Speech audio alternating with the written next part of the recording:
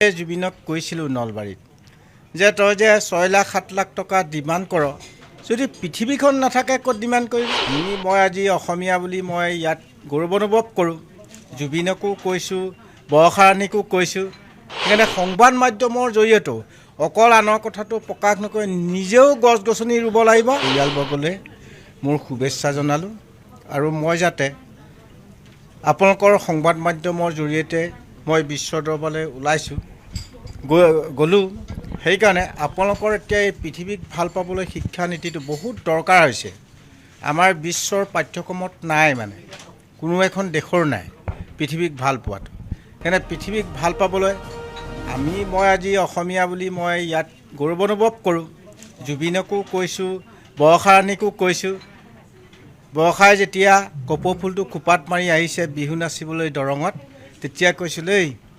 তই যে ইমান সৌন্দৰ্য হৈ আহিছ কপৌ ফুলটো ক'ত হয় বাৰু কচোন চা কপৌ ফুলটো পৰজীৱী হয় গছত আনৰ সহায়ত ডাঙৰ হয় তোৰ সৌন্দৰ্য থাকিব সেইকাৰণে তই বিহু নাচি নাচি বিহু গান গাই গাই তয়ো নিজে ৰুবি আনকো ৰুৱাবি তেতিয়া সৌন্দৰ্যটো থাকিব সেইদৰে জুবিনক কৈছিলোঁ নলবাৰীত যে তই যে 6 লাখ 7 লাখ টকা ডিমাণ্ড কৰ যদি পৃথিৱীখন নাথাকে ক'ত ডিমাণ্ড কৰিবি সেইকাৰণে তয়ো গান গাই গছ পুলি ৰুব লাগিব নিজে আৰু আনকো ৰুৱাব লাগিব সেইকাৰণে আজিকালি গায়ক গায়িকাসকলেও সেইবোৰ কাম কৰিছে সেইকাৰণে ভাল লাগিছে আৰু সেইকাৰণে সংবাদ মাধ্যমৰ জৰিয়তে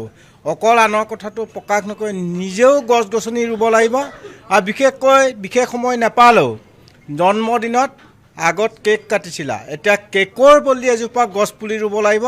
আৰু যিখিনি বন্ধু বান্ধৱীক দিব আহিব মতাগনিয়ে যেতিয়া আহিব তেতিয়া সেইখিনিক এজোপাকৈ পুলি দিলে পৃথিৱীখন সোনকালে সেউজীকৰণ হ'ব তেতিয়া আমি জীয়াই থাকিব পাৰিম কাৰণ অক্সিজেন নহ'লেতো সাংবাদিক কৰিব নোৱাৰিবা গছে যেতিয়া অক্সিজেন দিয়ে আৰু যিমানবোৰ ক'ভিডত মানুহ মৰিলে অক্সিজেনৰ অভাৱতে মৰিছে অন্য কাৰণে মৰা নাই নহয় সেইকাৰণে বিশ্ববাসীক কৰোণাই আমাক মানে বিশ্ববাসীক সোঁৱৰাই দিছে তোমালোকৰ ভয়ানক বিপদে অকল পানী লগা জ্বৰহে হৈছে দৈত্যাই যেতিয়া সম্পূৰ্ণ জ্বৰ হ'ব আমি পৃথিৱীৰ পৰা বিদায় মাগিব লাগিব সেইকাৰণে আমাৰ খালী ঠাইবিলাক সেইখিনি আমাৰ স্কুলীয়া ছাত্ৰ ছাত্ৰী বিশেষকৈ আমি ভুল কৰিছোঁ আমাৰ ল'ৰা ছোৱালীবিলাক ভুল কৰা নাই পৃথিৱীৰ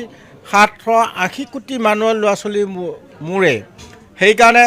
ইহঁতক এটা প্ৰজেক্ট খুলি দিছোঁ মোৰ তাত হাবিৰ মাজত গছ পুলিটো ৰুলেই নহ'ব গছ পুলিটো ৰুই প্ৰতিপালন কৰি ডাঙৰ দীঘল কৰা গছৰ গুণাগুণৰ গছৰ নাম জানিব লাগিব কাৰণ মোৰ হাবিলৈ আহে পৃথিৱীৰ বিভিন্ন বোটানিকেল বিভাগৰ প্ৰফেচাৰসকল বিজ্ঞানীসকল আহে তেওঁলোকে থিয়ৰিকেল গছৰ নাম জানে কিন্তু গছটো চিনি নাপায় নহয় তেতিয়া আমাৰ ল'ৰা ছোৱালীক কেনেকৈ দোষাৰোপ কৰিব শিক্ষকে যদি নাজানে ছাত্ৰ ছাত্ৰীক দোষাৰোপ কৰিব সেইকাৰণে তাহাঁতক সেই প্ৰজেক্টটো খুলি দিছোঁ এতিয়া USA ছোৱালীগৰাকী আছে এবছৰৰ কাৰণে পঠিয়াইছে কেনেকৈ জলবায়ু পৰিৱৰ্তন হয় মাটিৰ উৰ্বৰ শক্তি কেনেকৈ বাঢ়ে কেনেকৈ কমে সেইটো সম্পূৰ্ণ তথ্য উদ্ঘাটন কৰি তাই মানে PhD ল'ব সেইকাৰণে আগত কি হয় মোৰ তাত থকা গছবোৰ যেতিয়া সৰু আছিলে তেতিয়া জলাশয়বোৰ শুকাই গৈছিল যেতিয়া গছবোৰ ডাঙৰ হৈ গ'ল তেতিয়া পানীটো তাহাঁতে টানি মেলি ৰাখে আৰু বিলবোৰ নুশুকোৱা হৈ গ'ল তেতিয়া অকল অসমৰে গুৱাহাটীয়ে নহয় ডিব্ৰুগড়ে নহয় তেজপুৰে নহয় পুনে ইউনিভাৰ্চিটিয়ে নহয় দিল্লী ইউনিভাৰ্চিটিয়ে নহয় তেওঁলোকে PhD মেচিনটো লগাই এফুট তললৈ বহুৱাই 100% গছে পানী তৰাকৈ তেওঁলোকে দেখাই দিছে সেইকাৰণে আমাৰ গছ কিমান প্ৰিয় পানীও ৰাখিছে নিজেও জীয়াই আছে সেইকাৰণে আশা ৰাখিছোঁ সকলোৱে সেইটো মেছেজটো দিব আৰু কাৰোবাক গিফ্ট দিওঁতে ফুল দিব নালাগে ফুল ছিঙি গছ পুলি এটা দিবলৈ সেইটো তোমালোকৰ ওপৰত বেছি গুৰুত্ব দায়িত্ব থাকিব